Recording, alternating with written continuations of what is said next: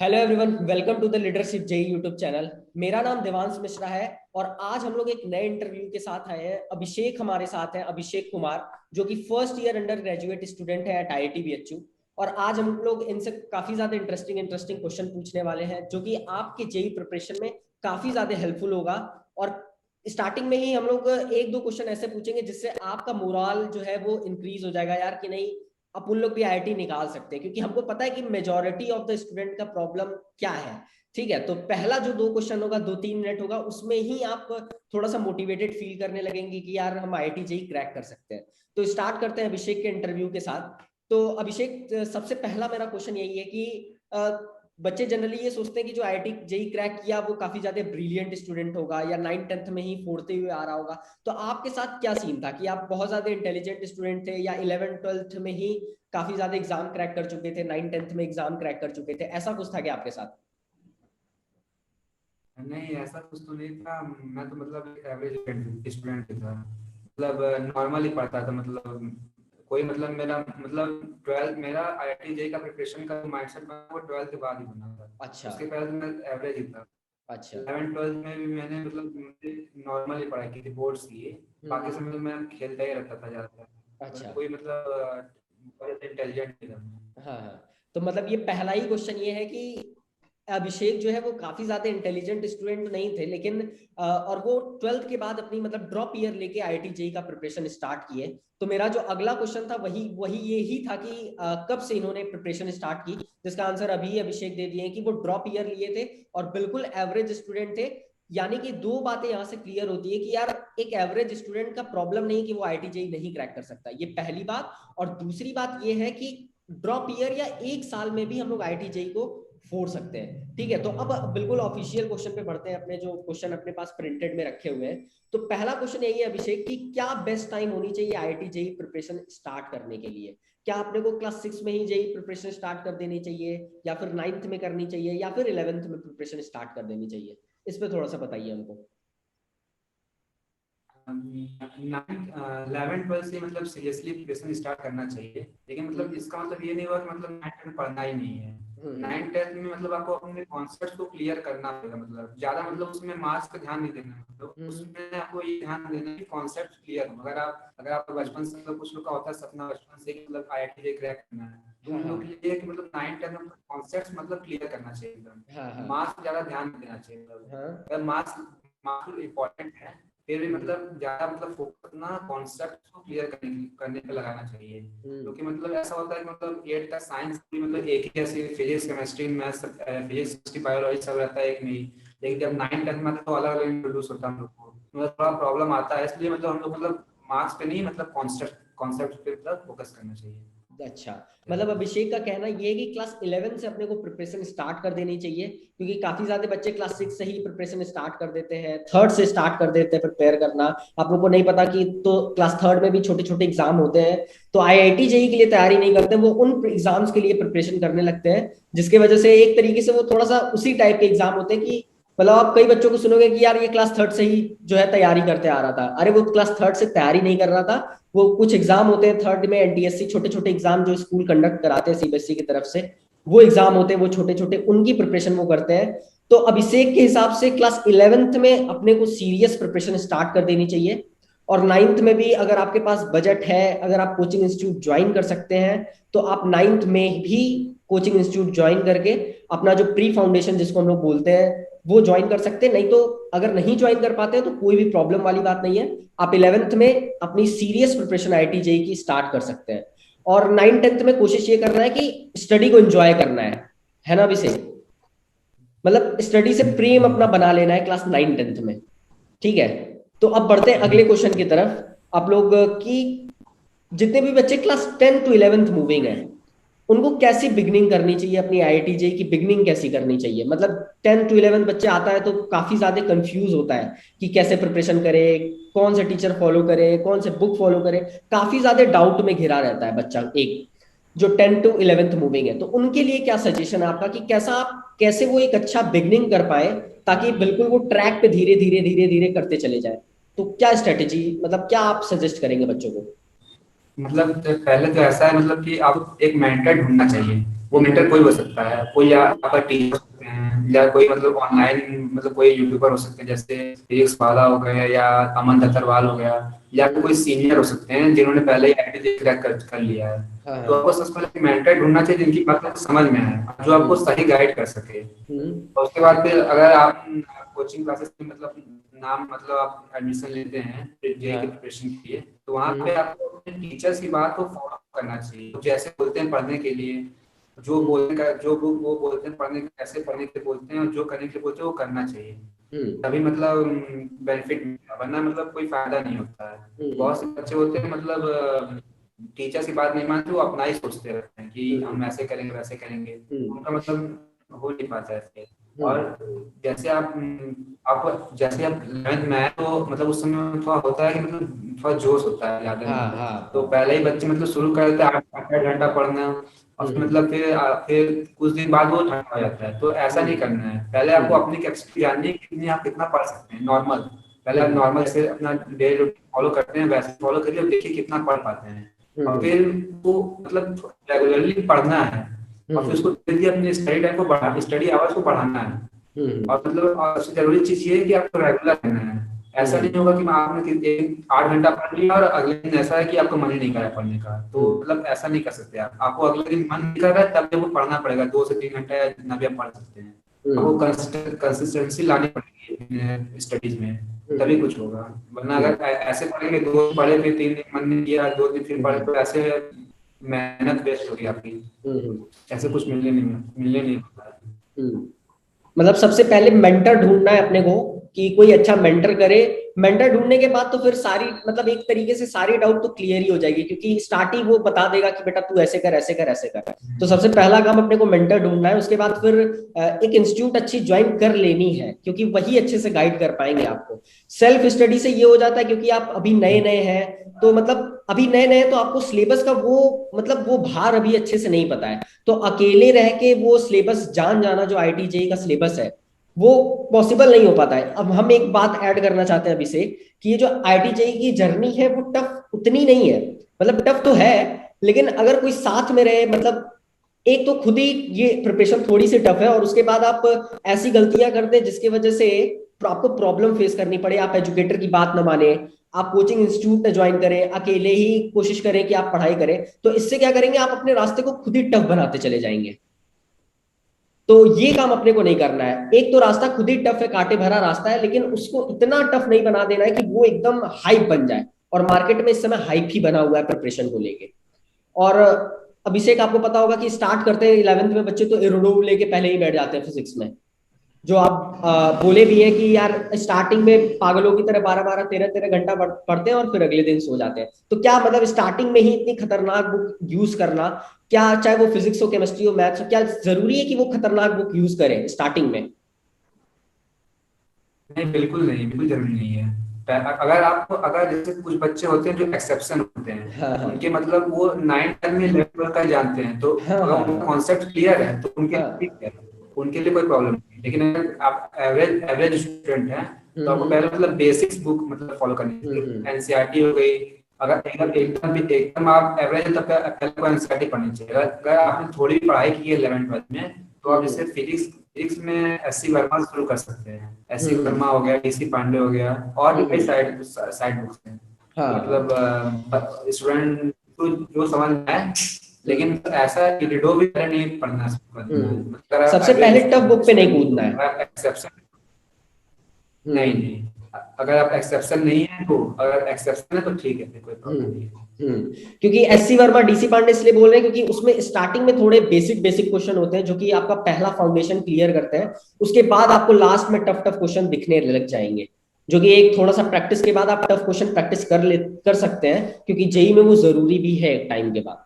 ठीक है। और अभिषेक की सबसे अच्छी बात ये बोले अभिषेक, कि अपने को स्टार्टिंग में ही नहीं पागल हो जाना है यार, 12 12 घंटा पढ़ते चले जा रहे हैं। अपने को मतलब धीरे धीरे स्टार्ट करना है। अरे पहले दिन कोचिंग गए आज वेक्टर पढ़ के आए 3 घंटा, थोड़ा सा आओ आराम करो। जरूरी थोड़े ना पागल हो जाना है यार इतना जल्दी। इतना जल्दी भी पागल होने की जरूरत नहीं है। आओ पहले दिन वेक्टर ही, पहले आपको पता होगा अभिषेक की 1 2 महीने तक तो वेक्टर ही खींचेंगे पहले स्टार्टिंग में ही। बेसिक मैथ चलेगा, इस तरीके से चलेगा, तो इतना हाइप ढूंढ नहीं होना है। बिल्कुल आराम से 3 घंटा एकदम सोते हुए पढ़ना है। कोई दिक्कत नहीं है। फिर उसके बाद 1-2 महीने बाद आप अपने स्टडी रूटीन को खींच सकते हैं। अब नहीं, धीरे धीरे सीरियसनेस आने दीजिए। और 11th में भी उतना ज्यादा नहीं पागल हो जाना है कि यार पहले ही 14-14 घंटा 16-16 घंटा 11th में ही आप डालना स्टार्ट करते हैं। मतलब आप ये कोशिश करना है कि 12 घंटे की पढ़ाई आपकी 11th में आपकी पहुंचनी चाहिए, और आप स्टडी को एंजॉय कर रहे हैं। ये दो बात हम अभिषेक अपनी तरफ से ऐड करना चाहेंगे जो 10th to 11th moving student है।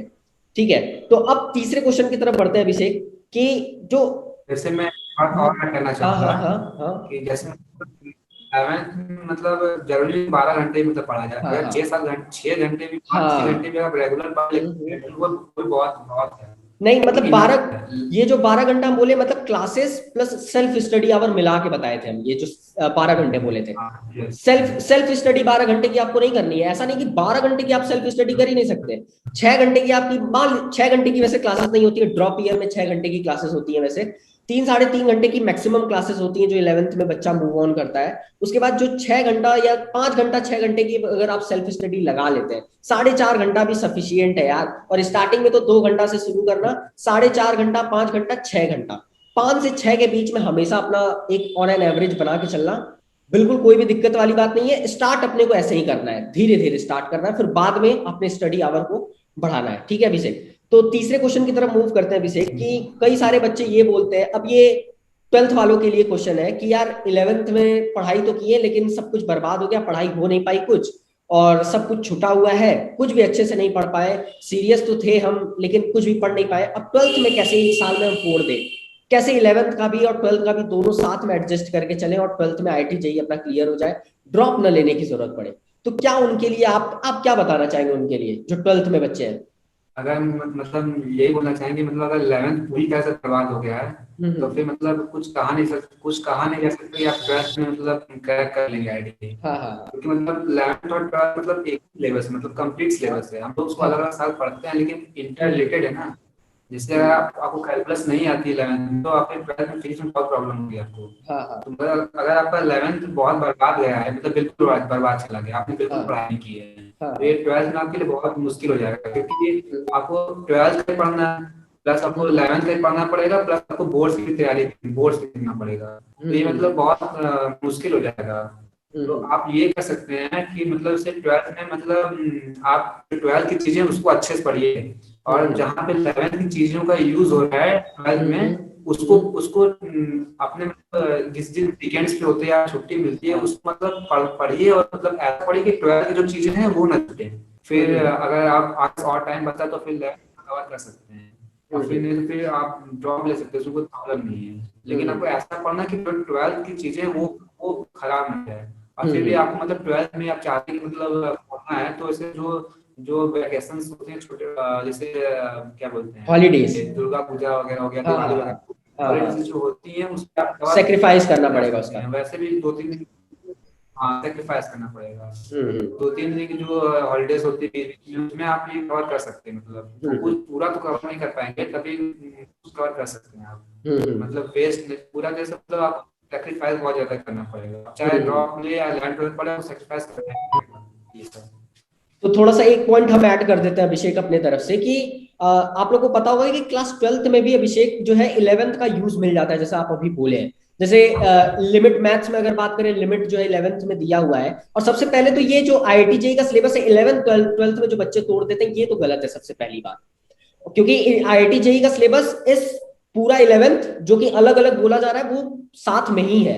तो सबसे पहली बात, जो 12th में बच्चे मूव कर रहे हैं वो एक लिस्टिंग बना ले कि सबसे ज्यादा किस चैप्टर का यूज अपने को 12th में मिल सकता है। जैसे हम एग्जांपल दे रहे हैं, जैसे मैकेनिक्स का थोड़ा सा यूज इलेक्ट्रोस्टैटिक में भी मिल जाता है, मैग्नेटिज्म में भी मिल जाता है, और EMI में भी इलेक्ट्रोस्टैटिक का यूज कर, सॉरी मैकेनिक्स का यूज कर लेते हैं थोड़ा बहुत। तो ये जो, और ऑप्टिक्स में भी यहां तक कि मैकेनिक्स का यूज कर लेते हैं, SCV में आप देखे होंगे लॉज ऑफ मोशन का भी यूज वो ले रखा है। तो वो चैप्टर जो 11th में है और 12th में उनका यूज मिल रहा है, उन चैप्टर्स की कोशिश करो कि सबसे पहले थ्योरी उनकी कवर कर लो। और ये सबसे ज्यादा आसान है कि थ्योरी उनकी कवर हो जाएगी, और शॉर्ट नोट्स बनाते चलना उस 11th के चैप्टर का। मतलब जो 11th के चैप्टर अपने पास है जो 12th में यूज होने वाले हैं, उनका थ्योरी क्लियर होना चाहिए। भले ही प्रैक्टिस आप मत करो, लेकिन आप थ्योरी कोशिश करो, जो क्लास नोट्स हैं आपकी उनसे थ्योरी क्लियर कर ले भैया कि हाँ ऐसे ऐसे सारी चीजें होती है। उसी तरीके से मैथ्स में भी करना है, और उसी तरीके से केमिस्ट्री में भी करना है, और उसी तरह फिजिक्स में भी करना है। जैसे केमिस्ट्री में ऑर्गेनिक केमिस्ट्री आपको पता होगा अभिषेक, थोड़ा सा यूज है जीओसी का यूज, क्योंकि भर के अगर जीओसी नहीं आता तो ऑर्गेनिक में आप कुछ नहीं कर सकते हैं। ठीक है। उसी तरीके से मैथ्स में कुछ चैप्टर्स हैं, जैसे एग्जांपल ले ले हम तो लिमिट हो गया, लिमिट कॉन्टिन्यूटी हो गई, ये ये चैप्टर है। और फिर उसके बाद पैराबोला, इलिप्स, हाइपरबोला, इनका भी, स्ट्रेट लाइन का भी यूज ले लेता है डिफरेंशिएशन इंटीग्रेशन में, एरिया अंडर कर्व में। तो ये सारे चैप्टर आपको लिस्टिंग बना लीजिए, बहुत सारे चैनल मिल जाएंगे। आप क्वेश्चन पे आगे बढ़ेंगे नहीं तो काफी ज्यादा टाइम वेस्टर हो जाएगा, लेकिन आप लोग समझ गए होंगे कि क्या करना है। उन चैप्टर्स को पहले कवर करना है जो कि जिनका यूज मिलने वाला है, जो कि अभिषेक बोले हैं। तो चौथे क्वेश्चन पे बढ़ते हैं अभिषेक, कि वही है थोड़ा सा, मतलब बिल्कुल मतलब सिमिलर क्वेश्चन है कि कैसे बैकलॉग क्लियर करें।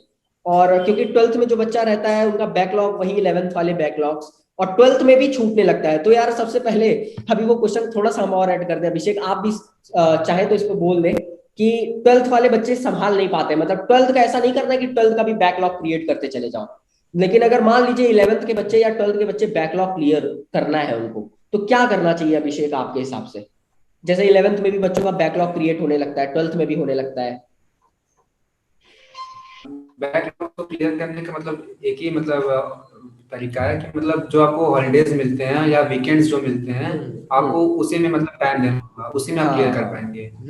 ये ट्वेल्थ के साथ साथ आप नहीं क्लियर कर पाएंगे, मतलब हम्म ट्वेल्थ का भी पढ़ना है और सोचेंगे कि 11th का भी उसी साथ करें तो बहुत थोड़ा प्रॉब्लम हो जाएगा, थोड़ा नहीं हम्म बहुत प्रॉब्लम हो जाएगा। हम्म तो इसीलिए आपके पास एक ही ऑप्शन है कि आप मतलब वीकेंड्स पे या हॉलीडेज पे मतलब अपने बैकलॉग्स क्लियर करें। और हम्म प्रॉब्लम ये होती है कि आपको ट्वेल्थ अभी पढ़ना है तो उसके लिए भी हम्म टाइम चाहते हो, उसके लिए टाइम मिलता है, वीकेंड पे मिलता है टाइम एक्स्ट्रा हम्म पढ़ने के लिए, मतलब जो हम्म छूटते हैं ट्वेल्थ में क्लियर करने के लिए, तो मतलब थोड़ा हम्म आपको सेक्रीफाइस करना पड़ेगा। हम्म। और यही वीकेंड ही और कवर कर सकते हैं, नॉर्मल डेज में बहुत मुश्किल हो जाएगा। हाँ, क्योंकि नॉर्मल डेज में खुद ही मतलब जो रेगुलर क्लासेस है उनका कोर्स खत्म करना, उनकी डीपीपी सॉल्व करना जो इंस्टीट्यूट देते हैं, तो नॉर्मल डेज में थोड़ा सा मुश्किल हो जाएगा, क्योंकि उतना आवर की स्टडी भी देना। तो 11th में भी जो बच्चे हैं वो भी अपने हॉलीडेज को यूज करो अभिषेक के हिसाब से, और अपने बैकलॉग्स को क्लियर करो, क्योंकि हॉलीडेज की सेक्रीफाइस देनी होगी अगर तुम बैकलॉग खत्म। और 11th वाले बच्चों के लिए अभिषेक एक बेनिफिट और होता है, जो गर्मी की छुट्टी मिल जाती है। वैसे अभी कोरोना में तो पूरी गर्मी की छुट्टी है, लेकिन फिर भी जो गर्मी की छुट्टी अगर 11th में जो नॉर्मल होगा सिनेरियो, तो 11th में जब गर्मी की छुट्टी मिलती है तो उस टाइम पे ऐसा नहीं करना है कि नानी के घर चले गए। उस टाइम पे आपको असली पढ़ाई करनी है गर्मी की छुट्टी में, 11th के अपने बैकलॉग। तो 11th वालों के लिए एक सबसे अच्छा टाइम है। और जो, और अभी जो, अब तो वो टाइम चला गया गर्मी की छुट्टी वाला, तो लेकिन 12th में जो बच्चे हैं वो हॉलीडेज को ही यूज करें, और 11th में जो बच्चे हैं वो गर्मी की छुट्टी आपकी आएगी अभी, तो उसमें आप क्लियर कर सकते हैं, या हॉलीडेज में क्लियर करिए। और कोशिश ये करना है कि थ्योरी तो कम से कम खत्म ही कर लेनी है, ताकि आपको बातें समझ में आए क्लास में। क्यों अभिषेक? क्योंकि थ्योरी आपको पता ही नहीं तो क्लास में काफी चीजें नहीं समझ में आती। कुछ इस पे बोलना चाहेंगे अभिषेक आप, कि हाँ, थ्योरीज? आप मतलब हम्म। बेसिक कॉन्सेप्ट जो है और थ्योरी जो है वो मतलब क्लियर करनी ही पड़ेगी, मतलब जो मतलब चाहे बैकलॉग है क्वेश्चन उसका प्रैक्टिस ये ना नहीं कर कि, सकते। मतलब बैकलॉग का ये नहीं कि पूरा पूरा चैप्टर ही पूरा डीपीपी सब सॉल्व कर लिए, मतलब थ्योरी इतना करे कि थ्योरी अपनी सॉल्व हो जाए। हम्म। हाँ, इतना मतलब करना है कि ट्वेल्थ उसकी वजह से ट्वेल्थ का जो है वो वेस्ट ना जाए, ट्वेल्थ हाँ बैकग्राउंड ना लगे, मतलब हाँ ट्वेल्थ की जो चीजें हैं वो अच्छे से समझ में आए। हाँ और हाँ ऐसा ना हो जाए कि मतलब ट्वेल्थ में मतलब चला गया और 11th में मतलब पढ़ा हुआ है, हाँ फिर हाँ। मतलब कोई मतलब नहीं बनता उसका। हम्म। तो ये है कि मतलब मतलब इतना पढ़ ले कि आपको ट्वेल्थ की चीजें समझ में आए।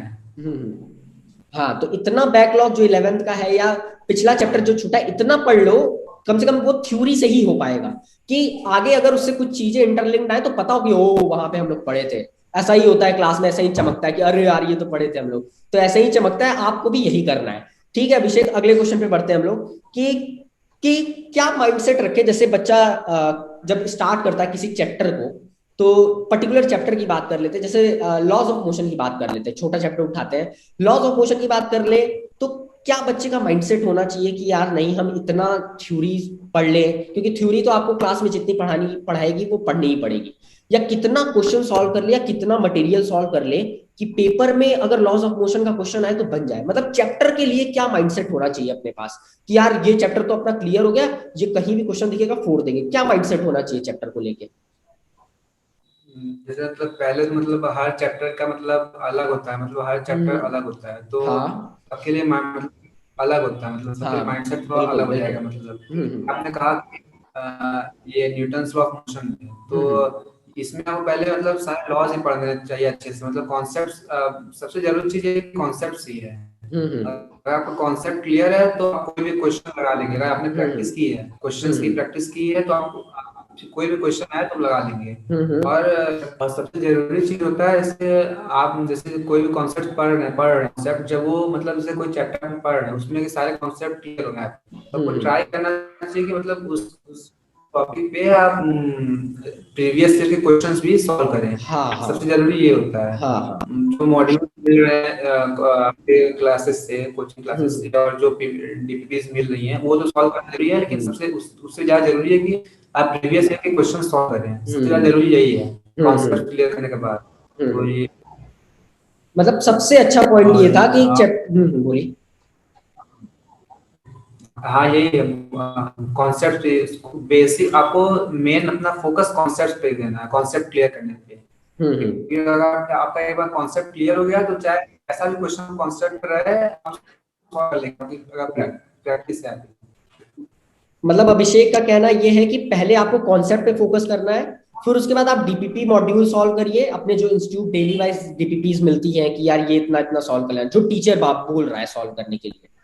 उसके बाद आप प्रीवियस ईयर क्वेश्चन से एनालाइज कर सकते हैं कि यार अपना कितना औकात है, या मॉक टेस्ट से भी हम लोग एनालाइज कर सकते हैं अभिषेक, क्योंकि आपको पता होगा कि यार जो मॉक टेस्ट होता है उसमें ज्यादा टफनेस रखते हैं टीचर्स, तो उससे भी एक एनालिसिस, मतलब एक एनालिसिस आपकी इंपॉर्टेंट होनी चाहिए, यही कहने का मतलब है आपका। क्योंकि प्रीवियस ईयर क्वेश्चन से अभिषेक यही इंटरलिंक कर रहे हैं कि आपको प्रीवियस ईयर क्वेश्चन मतलब जो एग्जाम के क्वेश्चन है वो बनने चाहिए, तो आपके कितने मार्क्स आ रहे हैं उनकी एनालिसिस करते रहो। जैसे लॉज ऑफ मोशन है, तो अब लॉज ऑफ मोशन पे क्वेश्चन प्रैक्टिस करके उसके बाद फिर मतलब ऐसे क्वेश्चन प्रैक्टिस करना टाइम लिमिटेड की कितनी गलती हो रही है एग्जाम में एनालाइज करना है उस चैप्टर को, या कह सकते हैं हम लोग कि उस चैप्टर का एक प्रीवियस ईयर क्वेश्चन लगा लो, है ना अभिषेक?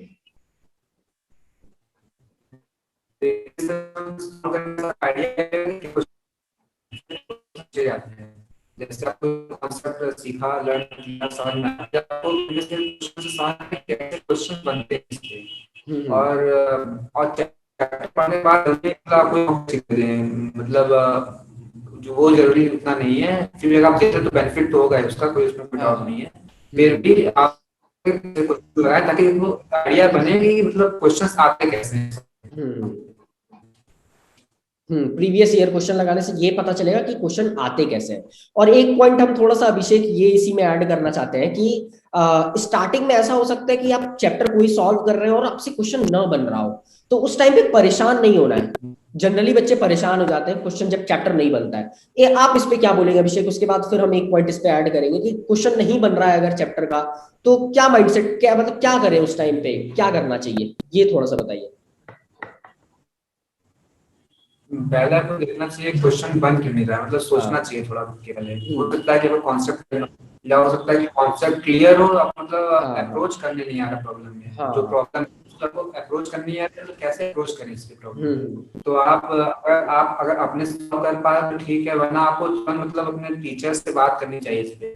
आपको टीचर्स बताते हैं कि पहले आप मतलब कोई क्वेश्चन आता है सामने तो पहले पेन उठा के सॉल्व करने नहीं लग जाना है, पहले उसको देखना है कि पहले क्वेश्चन में है क्या, वो पूछ क्या रहा है, और आपको ये पहले सोच लेना कि मतलब अप्रोच कैसे करना है उस क्वेश्चन को। इसका एक तरीका मतलब वो आपको टीचर समझाएंगे अच्छे से, मतलब क्वेश्चंस को अप्रोच कैसे करना है। और एक बार जब आप सॉल्व करना शुरू करेंगे तो क्वेश्चन बनना शुरू हो जाते हैं। ये प्रॉब्लम आती है शुरू में कि क्वेश्चन नहीं सॉल्व होते हैं, ये होता है नॉर्मल। तो इसी में अभिषेक हम ऐड कर दे रहे हैं कि अगर मान लो कि स्टार्टिंग में क्वेश्चन अगर नहीं बन रहा है, तो सबसे पहली बात जो अभिषेक बोले कि टीचर से आप कंसल्ट कर सकते हैं, यानी कि आप उसका एप्लीकेशन क्लिक नहीं कर पा रहे हैं, है ना? अगर मान लीजिए आपके पास टीचर नहीं है तो भी आप एक उपाय कर सकते हैं, सॉल्यूशन बुक उठाओ उसकी, और स्टार्टिंग के 15 कुछ ऐसे क्वेश्चन लो जो तुमको नहीं आ रहे थे और उनके सॉल्यूशन देखो। मतलब उससे, मतलब अभिषेक का कहने का मतलब ये था कि आपको अप्रोच पकड़ना है, चाहे आप टीचर को देख के पकड़ो, चाहे आप सॉल्यूशन को देख के पकड़ो। ठीक है, एक बार अप्रोच पकड़ लो, उसके बाद फिर क्वेश्चन प्रैक्टिस करने पे आओ। और हो सकता है कि फिर भी फंसो, तो एक थ्रेशोल्ड आएगा सॉल्व करते करते, मान लेते 3 घंटा तक पागल हो चुके होगे, खून खोल चुका होगा, 4-5 घंटे हो गए, लेकिन एक टाइम ऐसा आएगा ना जब वो चैप्टर के सारे क्वेश्चन मतलब ऐसे बनेंगे जैसे लगेगा कि तुम ही बुक लिख रहे हो। ये हकीकत है अभिषेक। एक बच्चा था, हम उनसे बात किए थे, वो हमको ये बात बोले थे, और हमारे सर भी बोला करते थे, हम एनवी सर से पढ़े हुए हैं, तो वो भी क्लास में ये बात बोला करते थे कि यार, कि एक टाइम ऐसा आएगा कि आपसे क्वेश्चन बनना स्टार्ट हो जाएंगे, 4 घंटा 5 घंटा सर फोड़ोगे किसी क्वेश्चन पे। जैसे किसी क्वेश्चन मान लेते हैं, कोई क्वेश्चन आपको नहीं आ रहा है, आप उस क्वेश्चन पे जो है मान लेते हैं लेट से आधे घंटे का टाइम दे दिए, तो आप उस क्वेश्चन को सॉल्व नहीं किए आधे घंटे में, आप मतलब अपना खोपड़ी खोल लिए, आप अपना अप्रोच खोल लिए उस एक क्वेश्चन में, और अब आपसे बाकी सारे क्वेश्चन बिल्कुल आराम से सॉल्व होने वाले हैं। अभिषेक, आप कुछ इसमें अगर हम गलत हो तो आप इसमें करेक्ट कर सकते हैं, या फिर कुछ पॉइंट ऐड करना हो आपको तो आप ऐड कर सकते हैं। हम एक पॉइंट ऐड करना चाहेंगे कि हाँ मतलब जैसे अगर आप कोई क्वेश्चन सॉल्व कर रहे हैं, उसमें दो हाँ तीन घंटा दे रहे हैं, हाँ हाँ मतलब उसमें अगर आप मतलब ये मतलब कुछ उसमें आपको आउटपुट मिलना चाहिए, मतलब हाँ हाँ आपको समझ में आना चाहिए कि इसमें मतलब कैसे नेक्स्ट क्वेश्चन कैसे अप्रोच करेंगे। मतलब हाँ अगर आप हाँ। अपना दिमाग लगा रहे हैं उसमें 2-3 घंटा, जबकि इतना हम्म। करना नहीं चाहिए, लेकिन अगर आप हाँ लगा रहे हैं शुरुआत में हाँ होता है, हाँ। तो आपको उसका आउटपुट मिलना चाहिए। मतलब अरे ऐसा ना मतलब हो कि है। बस सॉल्व हो गया बस। हम्म। हाँ तो मतलब ऐसा नहीं हो उसमें कि, हाँ, बोली बोली। मतलब कुछ सीखने को मिलना चाहिए उसमें से आपको, मतलब मतलब इफेक्टिव बाकी होना चाहिए वो क्वेश्चन क्वेश्चन। सॉल्व होना। मतलब ऐसा नहीं कि क्वेश्चन ये नहीं आ रहा है और उसको देख रहे हैं और अपनी रानी को याद कर रहे हैं, ऐसा नहीं करना है। मतलब उस पे जूझे रहना है कि नहीं यार, जूझ रहे हैं क्वेश्चन पे। मतलब इतना नहीं कि 3 घंटा आप सॉल्व कर रहे हैं, आधा घंटा लीजिए। आधे घंटे में एक इनफ टाइम होता है किसी क्वेश्चन को देने में, अगर आधे घंटे में सॉल्व हो जाता है तो ठीक है, फिर आगे बढ़िए। ऐसा नहीं कि आप सपने में खोने लगे हैं, आप तो बिल्कुल इफेक्टिव देना है, ताकि फिर आपको आगे हेल्प मिल पाए, है ना अभिषेक? ठीक है, मतलब फिर उसका अगले इफेक्ट क्वेश्चन। हाँ मतलब हाँ। आउटपुट उसमें तो अगर टाइम दे रहे हैं 2-3 घंटा, तो उसका आउटपुट आपको मिलना चाहिए। हाँ, उसका आउटपुट आपको मिलना चाहिए, सही बात है।